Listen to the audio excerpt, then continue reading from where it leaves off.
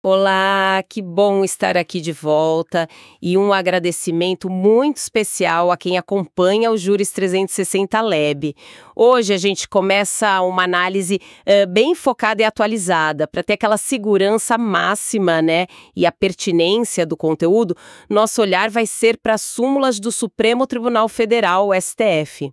A ideia é organizar por disciplina e o nosso marco é o que está consolidado até 30 de junho de 2025, tá?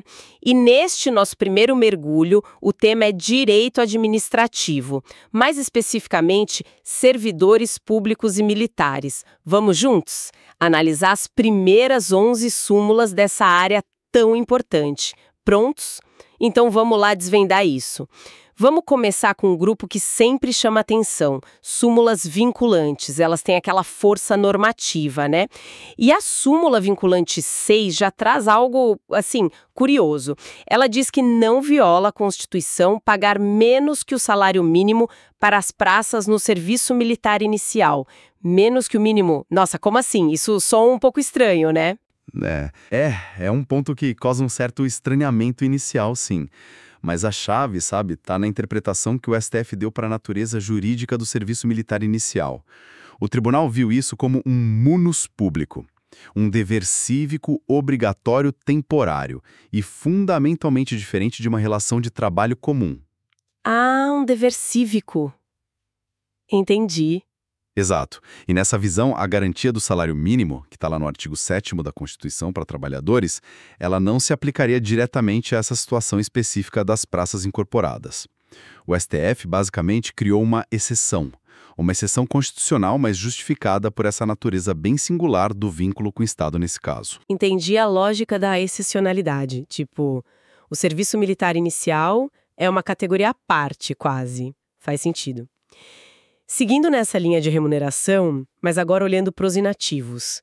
Temos duas súmulas vinculantes que parecem conversar entre si. A SV 20, da GEDAT, e a SV 34, da GEDAST. Ambas falam de gratificação de desempenho e, nossa, parecem ter regras bem detalhadas, né? Pontuação, período. Qual é a essência delas? Por que tanta especificidade? A essência aí é a concretização do direito à paridade remuneratória entre ativos e inativos. Um tema super recorrente, né? E complexo, principalmente para quem se aposentou antes das grandes reformas. Essas gratificações, a GEDAT e a GIDAST, elas são ligadas à avaliação de desempenho de quem está na ativa. Certo. O desafio era como estender para os inativos que têm direito à paridade, se eles não são mais avaliados. Aí as súmulas vinculantes vieram para pacificar. A SV20, GEDAST, fixou os patamares, né? 37,5 pontos num período, depois 60 pontos, para quem tem direito à paridade. Uhum. E a SV34, GDACT, seguiu uma lógica parecida. Estendeu 60 pontos para os inativos com direito à paridade lá pelas emendas 20, 41, 47, desde a MP 908. A especificidade toda é necessária para dar segurança jurídica, sabe? Para evitar brigas sobre os valores exatos. Ah, então elas funcionam como uma espécie de tradutor da paridade para essas gratificações. Colocam um critério objetivo onde não tem mais avaliação do inativo. Mas essa complexidade toda de pontos, de datas, isso não acaba gerando ainda muita discussão na prática? Sobre quem tem direito, quanto recebe? Ah, sem dúvida. A aplicação prática ainda gera debate, sim. Especialmente para verificar caso a caso, né? Quem tem direito à paridade, fazer as compensações de valores já recebidos. Mas, assim, as súmulas vinculantes deram um parâmetro claro e obrigatório. Isso reduziu bastante a margem para interpretação diferente nos tribunais e na administração, sobre o critério de cálculo para quem tem paridade. Entendi. Elas buscaram uniformizar, mesmo que a aplicação no caso concreto ainda peça uma análise individual. Faz sentido. Elas dão a régua, né? Mesmo que medir cada caso ainda seja trabalhoso. Bom, ainda em remuneração, tem a súmula vinculante 51.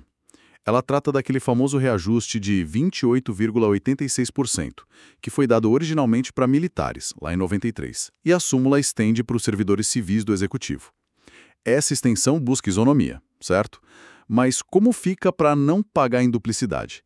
já que essas mesmas leis podem ter beneficiado os civis de outra forma. Exatamente. O norte foi isonomia, que está na Constituição. O STF entendeu que não tinha justificativa para tratar os civis de forma diferente nesse reajuste geral. Só que, e esse é o ponto crucial que a súmula ressalva, a extensão não é um cheque em branco. Não. É obrigatório olhar e compensar qualquer reajuste, antecipação, índice diferente que os civis já tenham recebido por força daquelas mesmas leis. A ideia é garantir a isonomia no percentual global, os 28,86%, mas ajustando para cada carreira, para cada servidor, subtraindo o que já foi dado sob o mesmo título legal. É uma isonomia com ajuste fino, digamos. Uma isonomia que exige matemática, então. E a importância desse tema parece se confirmar porque tem outra súmula, a súmula 672, que não é vinculante, mas o texto é quase idêntico à SV 501. Por que essa repetição? É só um reforço? Precisamente, a súmula 672 funciona como um eco da vinculante 51. A edição dela, mesmo sem ser vinculante, sinaliza que esse entendimento sobre estender os 28,86% aos civis com as compensações ficou totalmente pacificado, reiterado na jurisprudência da STF. Entendi. É uma forma de consolidar, dar mais publicidade ainda ao entendimento que já tinha força vinculante. Talvez para alcançar processos mais antigos, anteriores à SV 51, ou simplesmente para reforçar a estabilidade daquela decisão. Ok, a repetição como um selo de que o assunto está resolvido. Mudando um pouco o foco, saindo da remuneração geral e indo para benefícios mais específicos dos militares. Temos a súmula 407. Ela nega o direito ao terço de campanha para o militar que, embora estivesse servindo na chamada zona de guerra, não participou efetivamente de operações de guerra. Ou seja, só estar lá perto não bastava. O que seria essa participação efetiva? Correto. O STF usou um critério funcional, não só geográfico. O terço de campanha foi interpretado como uma vantagem ligada ao trabalho mesmo, sabe? Propter laborem. Ligada ao risco, ao desgaste do combate direto. A simples presença na área definida como teatro de operações não foi suficiente. Exigiu-se comprovar que o militar esteve diretamente engajado nas ações de guerra, nas operações militares mesmo. Estar lotado numa unidade na retaguarda, por exemplo, mesmo dentro da zona de guerra, não preencheria esse requisito da participação efetiva que a Corte exigiu para dar esse adicional. Uma distinção importante, né? Entre estar na guerra e estar fazendo a guerra, para esse adicional. Interessante. Agora, sobre contagem de tempo de serviço. A súmula 10. Ela diz que o tempo de serviço militar conta para a disponibilidade e aposentadoria do servidor público estadual. Isso parece um reconhecimento fundamental para quem faz essa transição, não? Sim, é um reconhecimento crucial. Reconhece a unidade do serviço prestado ao Estado, seja na esfera federal, militar, seja na estadual civil. A súmula 10 garante a portabilidade desse tempo, impede que o período nas Forças Armadas seja simplesmente perdido quando a pessoa vira servidor público de um Estado. É a aplicação do princípio da contagem recíproca, né? Garante que todo o tempo de vínculo com o poder público conte para aposentadoria, para disponibilidade, evita prejuízo para o servidor. Uma garantia de continuidade previdenciária bem importante mesmo. Agora vamos entrar nos temas mais ligados ao regime jurídico, à disciplina. A súmula 55. Ela diz que o militar da reserva remunerada continua sujeito à pena disciplinar. Isso surpreende um pouco, né? Quer dizer que mesmo fora da ativa, o laço disciplinar não se rompe totalmente? Exatamente. É uma característica bem marcante do regime militar. A passagem para a inatividade, para a reserva remunerada, não dissolve completamente os laços com a instituição, especialmente no que diz respeito à disciplina e à hierarquia, que são pilares, né, da organização militar. Fica um vínculo jurídico residual que sujeita o militar da reserva a certas normas e sanções disciplinares dos estatutos dos regulamentos. Nossa! Claro, as infrações e as sanções podem ser diferentes das aplicadas aos da ativa. mas a sujeição à disciplina em si, ela continua existindo. Interessante essa extensão da disciplina para além do serviço ativo. E na mesma linha de manter regras e status, tem a súmula 57. Ela restringe o uso do uniforme pelo militar inativo. Só pode usar nos casos previstos em lei ou regulamento. A farda tem suas regras bem estritas, então. Exato. O uniforme não é só uma roupa, né? É um símbolo muito forte da condição de militar da ativa, da autoridade, da hierarquia, da disciplina. O uso sem critério por quem já está na inatividade poderia diluir esse simbolismo ou gerar situações inadequadas. Por isso, a lei e os regulamentos definem direitinho as ocasiões em que o inativo pode ou deve usar o uniforme. Geralmente em cerimônias militares, eventos oficiais ou se for convocado para serviço. A súmula 57 só reforça essa necessidade de seguir à risca as normas sobre o uso do uniforme, para proteger o decoro e o significado dele. A farda e seus códigos faz sentido. Agora, uma questão sobre sanções mais pesadas. A súmula 673, ela trata da perda da graduação das praças, soldados, cabos, sargentos. O ponto central é que ela acha constitucional perder a graduação por procedimento administrativo, sem precisar de processo judicial na justiça militar, como a Constituição exige para a perda de posto e patente dos oficiais, lá no artigo 125, parágrafo 4º. Isso não parece flexibilizar uma garantia constitucional? Como fica? Essa é uma interpretação que sim gerou bastante debate, mas o STF consolidou. O artigo 125, parágrafo 4º, realmente dá à Justiça Militar Estadual a competência para decidir sobre perda de posto e patente dos oficiais e da graduação das praças. No entanto, o STF entendeu, na súmula 673, que essa competência judicial não impede que a perda da graduação da praça, e só da praça, não dos oficiais, aconteça também como resultado de um processo administrativo disciplinar. Ah, só da praça. Isso, a Corte diferenciou a situação, validou a via administrativa para aplicar essa sanção específica às praças, desde que, claro, sejam garantidos o contraditório e a ampla defesa no processo administrativo. Certo. A decisão administrativa, obviamente, pode ser revista na justiça depois, mas a via administrativa em si foi considerada válida para impor a sanção nesse caso. Uma distinção importante entre praças e oficiais nesse ponto específico. Entendi. E para fechar este bloco, a súmula 674, ela aborda a anistia lá do artigo 8º do ADCT, da Constituição de 88. A súmula delimita o alcance dela dizendo que não beneficia militares expulsos com base na legislação disciplinar comum, mesmo que o ato de indisciplina tenha tido uma motivação política. Qual o raciocínio por trás dessa limitação da anistia? Por que esse corte? O raciocínio é separar bem as coisas, sabe? A anistia do artigo 8º do ADCT teve um propósito muito específico: reparar perseguições, punições baseadas em atos de exceção institucionais complementares por motivação exclusivamente política. Ah, tá. Isso ocorrido entre 1946 e 1988. Era uma anistia voltada contra os abusos do regime autoritário anterior. A súmula 674 vem para esclarecer que essa anistia política, que é excepcional, não se aplica a punições disciplinares comuns, como expulsão, que foram aplicadas com base nos regulamentos disciplinares normais das Forças Armadas ou das polícias e bombeiros militares. Mesmo que o ato tenha tido fundo político? Exato. Mesmo que o ato de indisciplina do militar tivesse uma inspiração ou um fundo político, se a punição se baseou validamente na legislação disciplinar da época, por exemplo,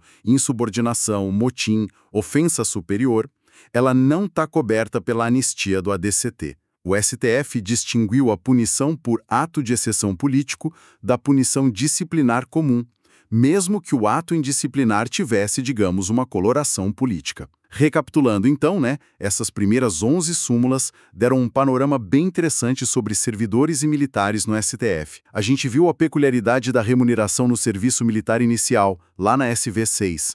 a complexa aplicação da paridade nas gratificações para inativos, SV20, SV34, e a extensão dos 28,86% com as compensações na SV51 e súmula 672. Sim. Falamos de direitos específicos como o terço de campanha, que exige participação efetiva, súmula 407, e a contagem do tempo militar para a Previdência Estadual, súmula 10.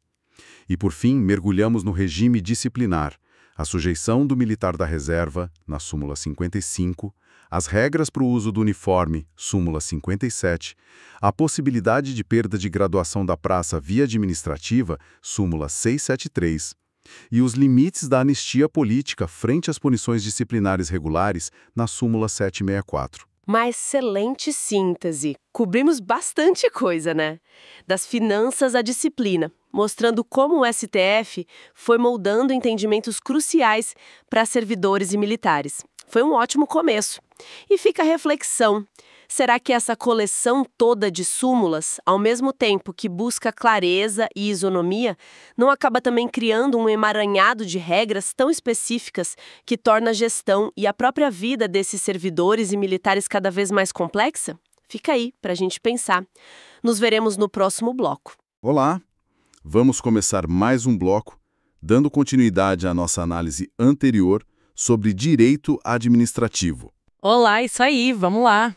Hoje, o foco recai sobre mais 6 entendimentos cruciais, consolidados pelo Supremo Tribunal Federal, as súmulas do STF. A gente vai mergulhar em temas que afetam diretamente a estrutura da administração e, claro, a vida dos servidores. Temas bem importantes mesmo. Exoneração, demissão, nepotismo, assuntos do dia a dia da administração, né? Exato. Vamos explorar teses sobre a situação dos servidores públicos, abordando especificamente exoneração e demissão e também aquele tema sempre quente, a vedação ao nepotismo na administração pública. É um conjunto de regras que molda desde a entrada e saída do serviço público até as relações de poder e confiança nos cargos de chefia, né? Com certeza. Molda bastante. O material que a gente tem em mãos inclui as súmulas vinculantes 3 e 13, além das súmulas 20, 21, 22 e 25 do próprio STF. Para organizar nossa conversa, a gente vai seguir essa ordem. Começa com a súmula vinculante 3, aí passa pelas súmulas 25, 22, 21 e 20, todas sobre exoneração e demissão, e para fechar, a famosa súmula vinculante 13 sobre nepotismo. Ótima ordem. Vamos lá. Ok, vamos desdobrar esses entendimentos então. Iniciando pela súmula vinculante número 3. Ela estabelece o seguinte, nos processos perante o Tribunal de Contas da União, asseguram-se o contraditório e a ampla defesa quando da decisão puder resultar anulação ou revogação de ato administrativo que beneficie o interessado, excetuada a apreciação da legalidade do ato de concessão inicial de aposentadoria, reforma e pensão. É interessante, né? Parece uma aplicação direta de garantias constitucionais ao controle externo, mas essa exceção no finalzinho, sobre aposentadorias, chama atenção.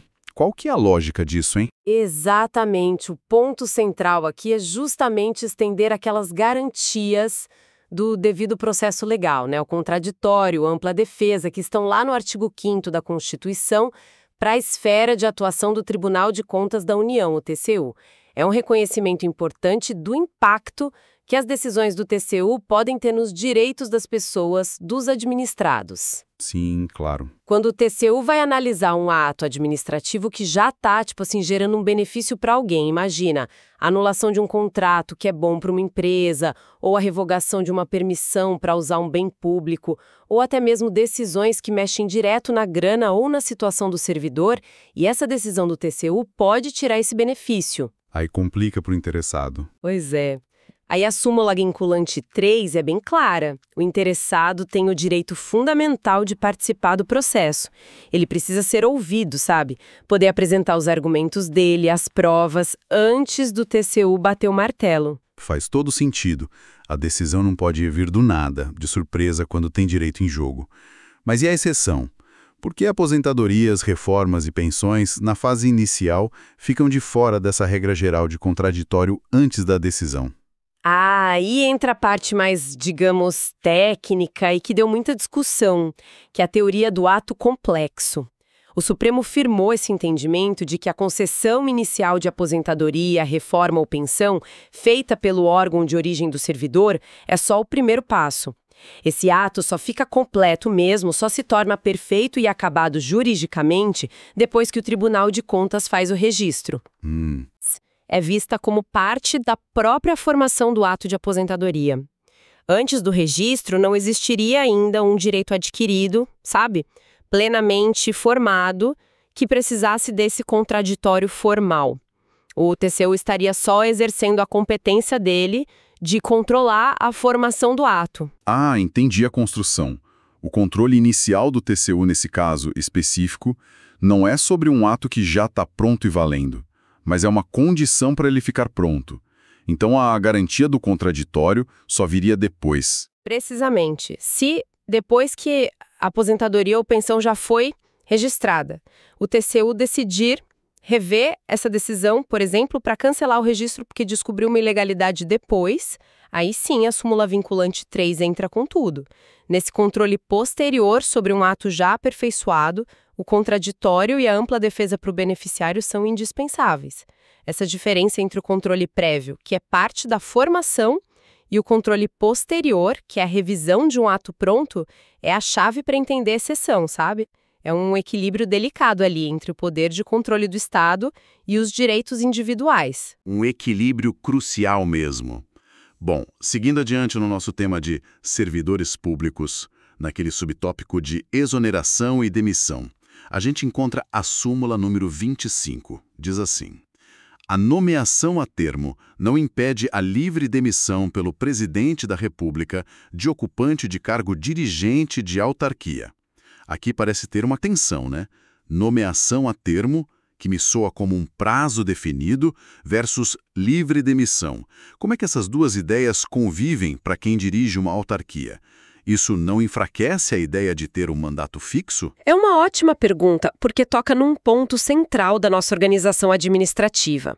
A nomeação a termo aqui é a nomeação para um cargo de direção numa autarquia, aquelas entidades da administração indireta, com autonomia e tal, que, por lei, pode ter um mandato fixo. Pensa num diretor de agência reguladora, por exemplo, com um mandato de 5 anos. Certo. O que a súmula 25 esclarece é que, mesmo existindo esse prazo na lei, a natureza desses cargos de alto escalão em autarquias federais, que geralmente são cargos de natureza especial ou das mais altos, ela envolve uma relação de confiança muito forte com quem nomeia, que no caso da súmula é o presidente da República. Ah, a tal da confiança. Exato. Por isso, acaba prevalecendo a característica da demissibilidade ad nutum. Essa expressão em latim, significa por um simples gesto ou por vontade, indica que a exoneração pode acontecer a qualquer momento, por decisão discricionária do presidente, sem precisar de um processo formal para provar uma falta grave ou de uma justificativa super detalhada. A quebra da confiança política já bastaria. Quer dizer, então, que, na prática, ter um mandato para esses dirigentes não cria uma barreira tão forte assim contra a demissão. A confiança política acaba passando por cima do prazo que está na lei. Basicamente, sim, de acordo para a interpretação que ficou consolidada nessa súmula, para esses cargos específicos. A relação de confiança é vista como inerente a essas posições de comando na estrutura federal. A existência do mandato pode até ter outras consequências, tipo precisar de aprovação do Senado em alguns casos, ou ter regras para recondução, mas não chega a impedir a exoneração por decisão do presidente. É um ponto que mostra bem a força do poder presidencial na condução da máquina administrativa federal, mesmo em entidades que têm uma certa autonomia, como as autarquias. A estabilidade ali é bem relativa, sabe? Fica condicionada a manter essa confiança política. Bem esclarecedor. Mostra bem essa dinâmica entre o técnico, que seria o mandato, e o político, a confiança, no alto escalão. Agora, descendo um pouco na hierarquia e pensando no começo da carreira, a gente tem a súmula número 22. O estágio probatório não protege o funcionário contra a extinção do cargo. Essa súmula parece trazer uma notícia meio dura, né? Para quem acabou de entrar no serviço público, está naquele período de avaliação inicial, o estágio probatório, a sensação de segurança que o concurso dá parece ficar meio relativizada aqui. É uma situação delicada mesmo. O estágio probatório, que hoje é de 3 anos, né, depois da emenda 19, é aquele período em que o servidor recém-possado tem a aptidão e a capacidade avaliadas para o cargo efetivo. Ele ainda não tem a estabilidade plena que só vem depois de ser aprovado nesse período. Certo. O que a súmula 2.2 diz é que essa fase de avaliação, essa proteção relativa do estágio, não vale para eventos externos que afetem a existência do próprio cargo. Se por uma decisão administrativa ou por lei, tipo uma reforma administrativa, uma reestruturação de carreira, ou se extinguir em um órgão inteiro o cargo para o qual o servidor foi nomeado e está em estágio probatório, for extinto, a consequência para ele é a exoneração. Então, a garantia do estágio probatório tem mais a ver com a avaliação de desempenho e a conduta do servidor, e não com a garantia de que o cargo dele vai existir para sempre. Exatamente isso. A lógica é que a extinção do cargo é uma questão estrutural, organizacional, que não depende do mérito ou da falta de mérito do servidor que está no estágio. Se a estrutura muda e o cargo some, não tem mais onde aquele servidor ficar. É uma situação bem diferente da de quem já é estável. O servidor estável, se o cargo dele for extinto, tem aquela garantia constitucional de ser colocado em disponibilidade, recebendo proporcionalmente até ser aproveitado em outro cargo compatível. Ah, sim. Já o servidor em estágio probatório não tem essa garantia. Para ele, a extinção do cargo leva à exoneração mesmo.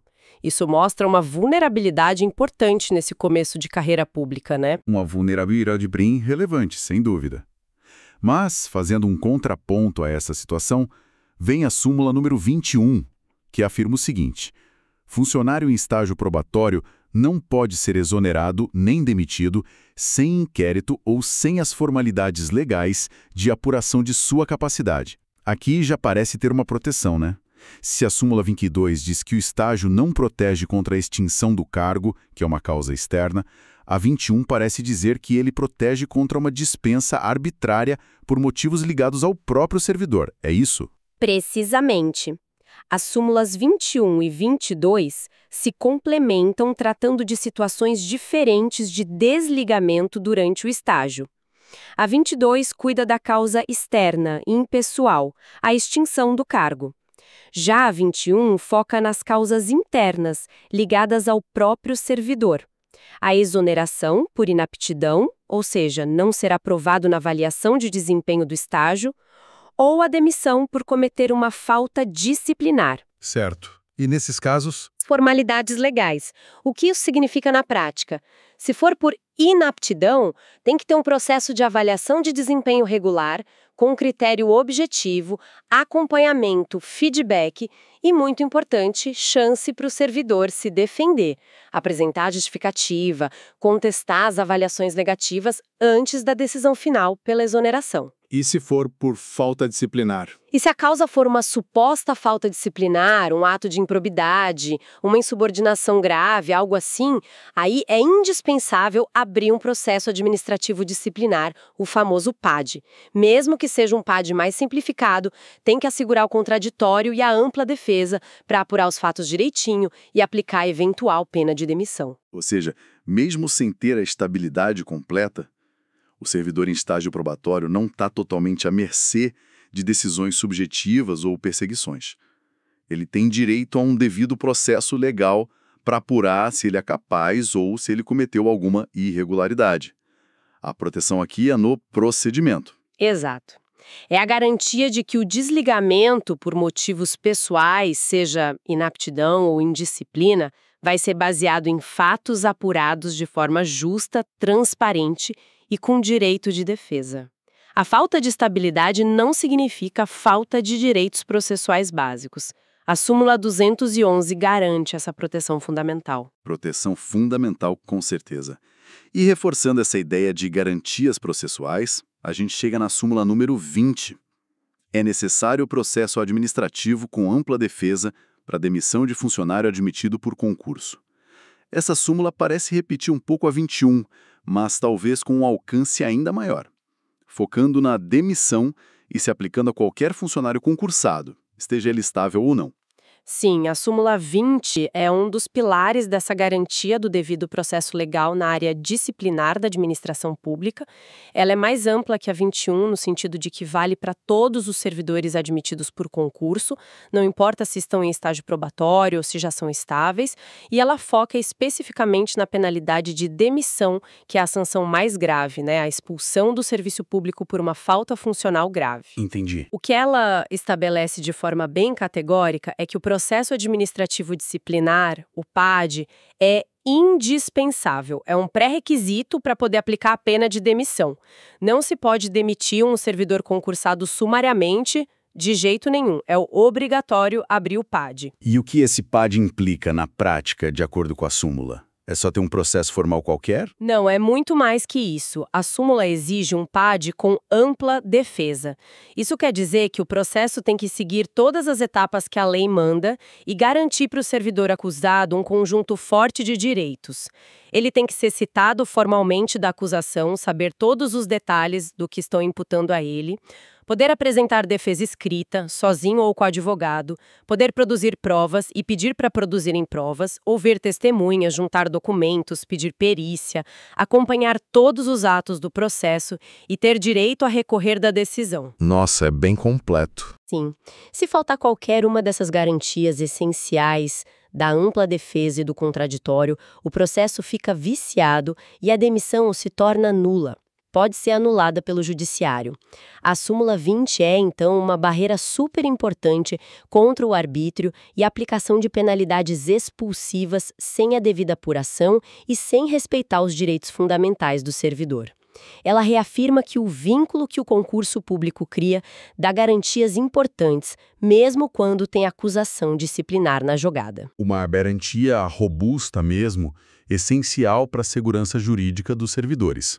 Agora, mudando um pouco o foco, mas ainda dentro desse universo da administração pública, a gente chega na última súmula deste bloco. E é uma das mais conhecidas, a súmula vinculante número 13, que trata da vedação ao nepotismo. O texto dela é longo e bem detalhado, né? A nomeação de cônjuge, companheiro ou parente em linha reta, colateral ou por afinidade, até o 3º grau, inclusive, da autoridade nomeante ou de servidor da mesma pessoa jurídica investido em cargo de direção, chefia ou assessoramento, para o exercício de cargo em comissão ou de confiança, ou ainda de função gratificada na administração pública direta e indireta, em qualquer dos poderes da União, dos Estados, do Distrito Federal e dos municípios, compreendido o ajuste mediante designações recíprocas, viola a Constituição Federal. Ufa! Essa realmente tenta cercar o problema por todos os lados. É extensa. Sem dúvida. A súmula vinculante 13 é um marco na luta contra o nepotismo no Brasil. Ela não veio do nada, né? Foi resultado de uma longa evolução na jurisprudência e também da pressão da sociedade por mais moralidade, mais impessoalidade na gestão pública.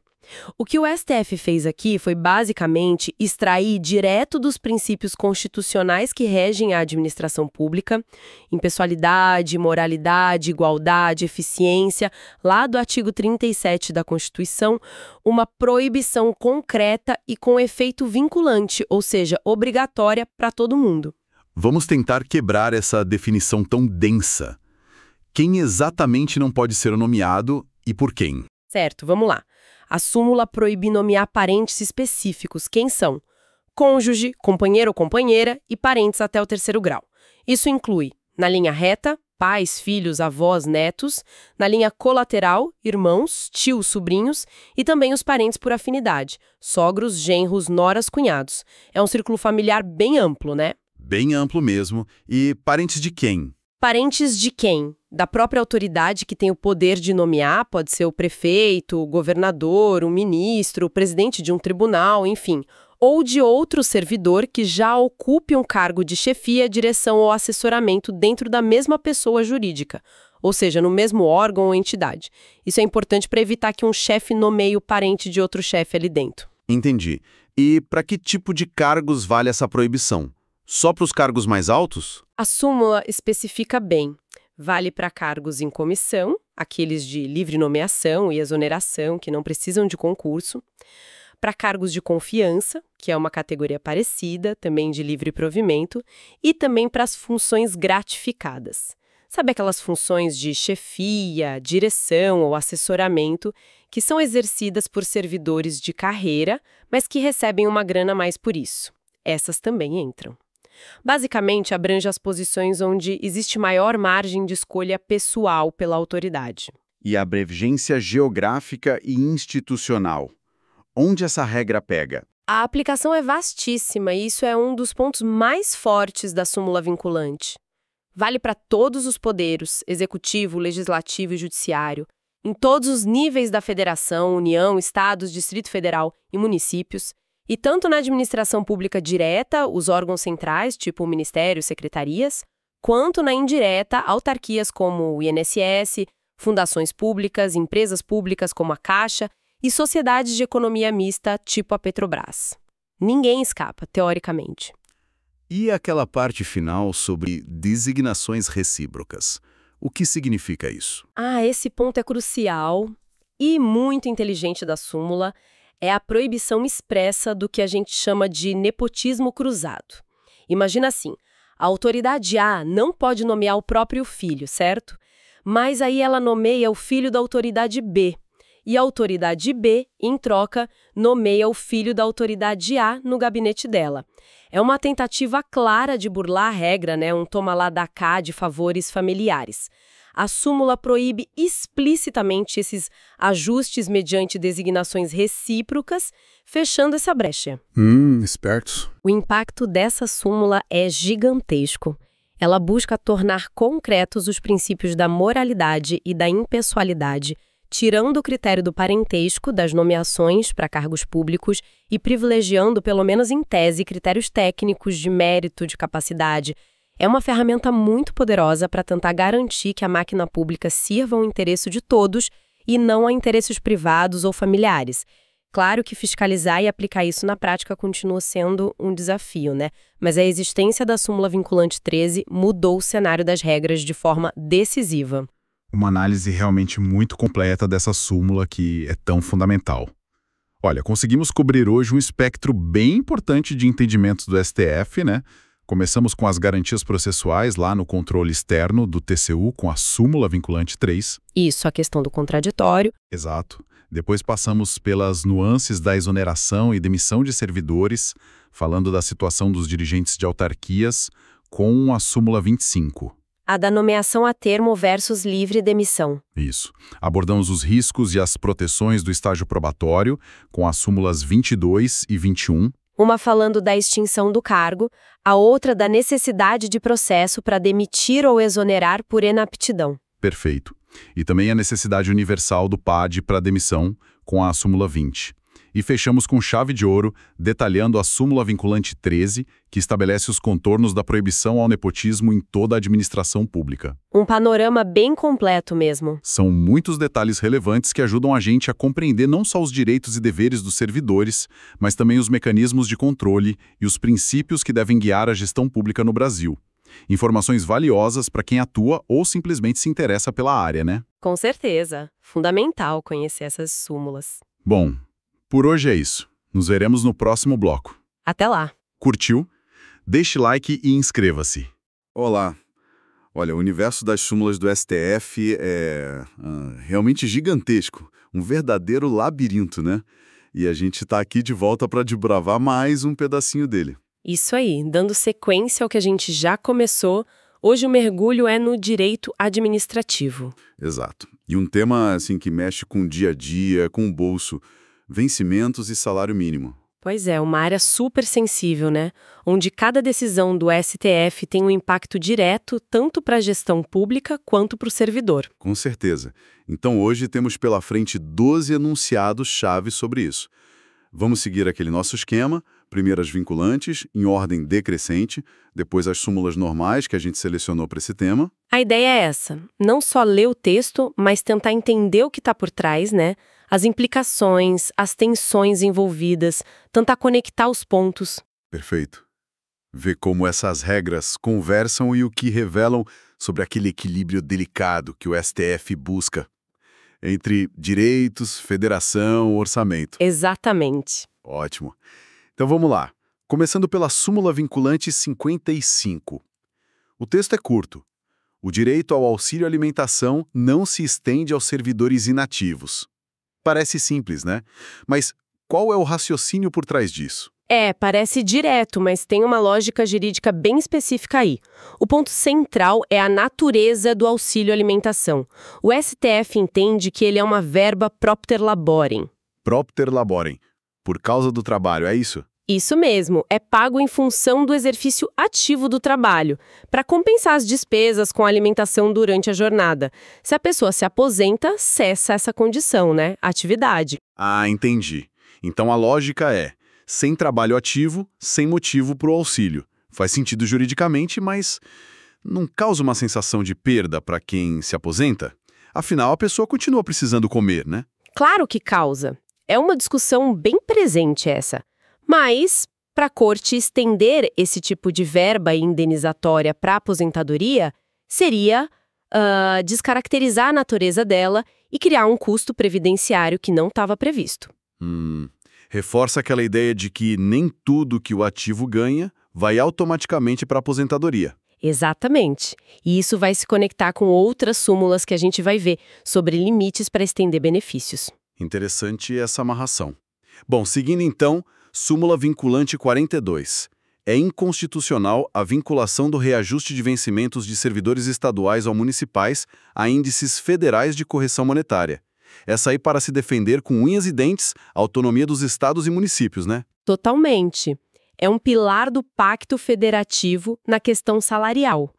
Ela basicamente proíbe que um estado ou município diga, olha, o salário aqui vai subir toda vez que o índice X do governo federal subir.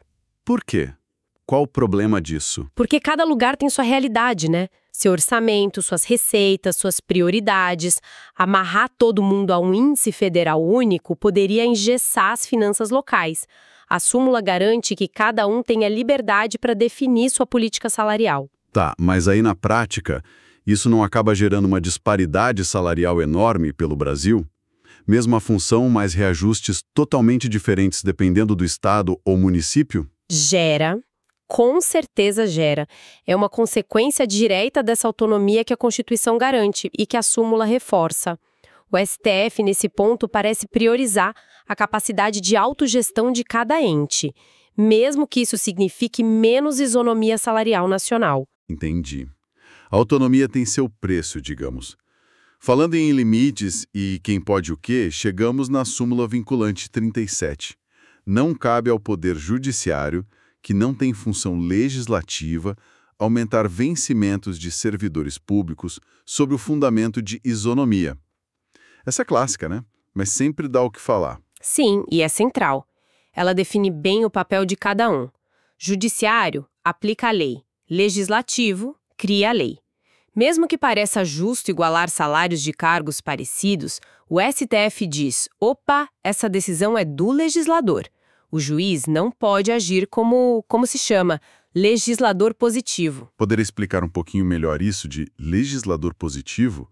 O que significa na prática? Claro. Significa o juiz, por conta própria, criar uma obrigação nova para o governo, tipo um aumento de salário ou estender uma gratificação para alguém que a lei não previu. Isso seria criar despesa nova, né? A função do judiciário seria só aplicar a lei que já existe e não tapar um buraco da lei criando direito novo só com base na ideia de isonomia. Ah, tá. A isonomia guia o legislador, mas o juiz não pode usá-la para criar lei salarial. Exato. E você vê como isso foi importante recentemente, naquela discussão do adicional militar, o tema 1175. Sim, o material mencionou isso. Tentaram estender o adicional para outras categorias, falando em isonomia, e o STF barrou, usando justamente a SV 37. Percebe a conexão com a SV 55 da auxílio alimentação? Mesmo que pareça isonômico, o judiciário não pode sair estendendo benefícios sem lei. A separação de poderes aí é bem rígida para eles. As peças vão se encaixando mesmo. Próxima. Súmula vinculante 16. Os artigos 7º, 4º e 39, parágrafo 3º da Constituição referem-se ao total da remuneração percebida pelo servidor público. O foco aqui é o que entra na conta para garantir o salário mínimo para o servidor. Precisamente isso. A Constituição fala que ninguém pode ganhar menos que o mínimo. Mas, para o servidor, o que é esse ganhar? Só o salário base? A SV 16 esclarece: não, tem que olhar o total da remuneração, ou seja, o salário base, mais as outras vantagens que ele recebe sempre, as permanentes. Isso evita aquela situação de um salário base minúsculo, mas um monte de penduricalhos. E no fim, a soma dá menos que o mínimo. Exatamente. Garante que o piso seja respeitado na prática, olhando o valor bruto ali no contra-cheque. Impede também que usem um base artificialmente baixo para tentar fugir da regra do mínimo. E na sequência vem a súmula vinculante 15, que parece complementar. O cálculo de gratificações e outras vantagens do servidor público não incide sobre o abono utilizado para se atingir o salário mínimo. Essa parece ser para evitar o efeito cascata, né? Perfeito, exatamente isso. Ela funciona junto com o SV16. Imagina assim, a remuneração total do servidor ficou abaixo do mínimo. Aí a administração paga um abono só para completar e chegar no valor do mínimo. A SV15 diz: esse abono específico que só serviu para completar não entra na base de cálculo de outras gratificações. Ué, mas por quê? Se o servidor recebeu aquele dinheiro? Porque o STF entendeu que esse abono é tipo uma coisa temporária, emergencial, só para cumprir o piso. Se ele fosse usado para calcular outras vantagens, tipo uma gratificação de 10% sobre a remuneração, ia acontecer o tal efeito repique. O abono aumentaria a base, que aumentaria a gratificação. Ah, entendi. Inflaria o salário de um jeito que eles consideraram indevido, a súmula dá uma travada nisso. Isso, isola o abono complemento para esse fim. Ok. Agora uma das mais famosas, acho. Súmula vinculante 4. Salvo nos casos previstos na Constituição, o salário mínimo não pode ser usado como indexador de base de cálculo de vantagem de servidor público ou de empregado, nem ser substituído por decisão judicial. Essa é a grande proibição de indexar tudo ao mínimo. Essa é crucial e tem muita história por trás. Ela proíbe que qualquer vantagem, gratificação, adicional, qualquer coisa, seja reajustada automaticamente toda vez que o salário mínimo sobe. A não ser que a própria Constituição diga que pode, o que é bem raro. Mas por que essa preocupação toda em desvincular do salário mínimo? Eu lembro de tempos em que tudo era indexado a alguma coisa. Justamente por causa desses tempos, o Brasil viveu aquela loucura da hiperinflação e a indexação geral só piorava tudo, realimentava a inflação. Desvincular o salário mínimo foi uma estratégia econômica importante para tentar controlar isso e para dar mais liberdade para o governo definir a política de valorização do mínimo sem que isso virasse uma bola de neve de aumento de gastos em tudo que estava atrelado a ele. Faz sentido olhando para trás. E a parte final nem ser substituído por decisão judicial é mais uma vez a SV 37, né? O juiz não pode inventar um índice ou uma regra de reajuste se a lei não criou. Entendi. Bom, saindo das vinculantes, vamos para as súmulas comuns. A 682. Não ofende a Constituição a correção monetária no pagamento com atraso dos vencimentos de servidores públicos. Isso parece óbvio, mas importante para garantir o mínimo de justiça, né? Fundamental. Parece básico, mas precisou virar súmula. O STF está dizendo, olha, corrigir o dinheiro pago atrasado não é dar aumento, não é vantagem extra, é só manter o valor real daquilo que deveria ter sido pago lá atrás. A inflação come o poder de compra, a correção só repõe. Quer dizer, garante que o atraso do governo não prejudique o servidor mais ainda além do próprio atraso. Exatamente. É para manter o valor econômico da dívida. Não corrigir seria, na prática, o governo lucrar com a inflação às custas do servidor. Certo. Agora, súmula 681.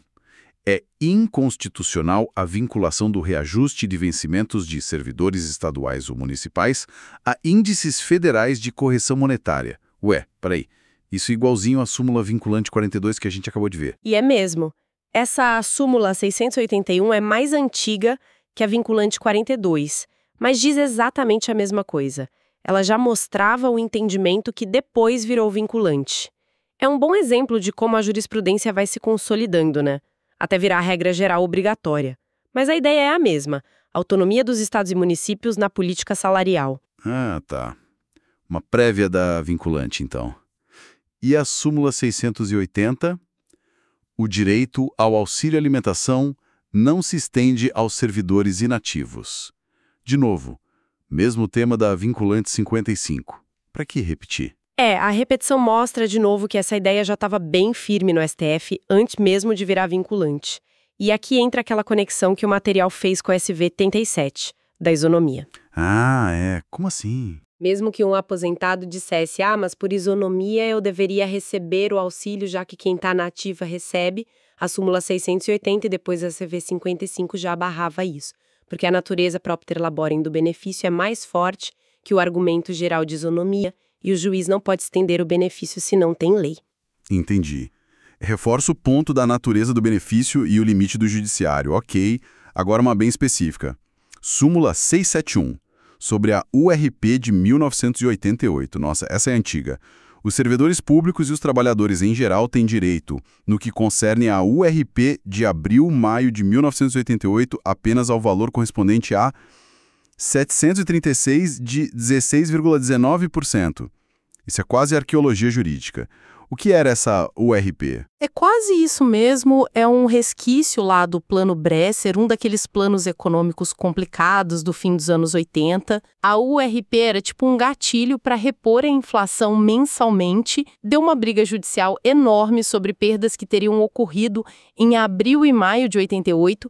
Essa súmula veio para dizer, olha, a conta certa é essa aqui, só uma fração de 16,19% e não pode acumular com outras coisas. Então ela serviu para botar um ponto final em milhares de processos e unificar um cálculo super específico de uma época bem confusa. Exatamente, mostra como o STF também acaba tendo que resolver essas brigas antigas, né? Que vem lá dos planos econômicos, definindo um parâmetro para evitar decisões diferentes e pagamentos que eles consideraram indevidos. É um retrato de uma época. Interessante essa viagem no tempo. Próxima, súmula 359.